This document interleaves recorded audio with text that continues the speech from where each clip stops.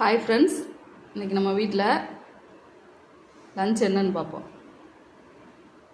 சூடான சாதம், கத்திரிக்காய் முருங்கைக்காய் சாம்பார்,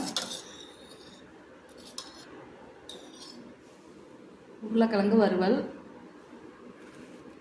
வடகம் வறுத்துருக்கேன், அப்புறம் தயிர், அப்புறம் கேரட் அல்வா செஞ்சுருக்கேன். இது வீடியோ எடுத்திருக்கேன், நம்ம சேனலில் அப்லோட் பண்ணுறேன்.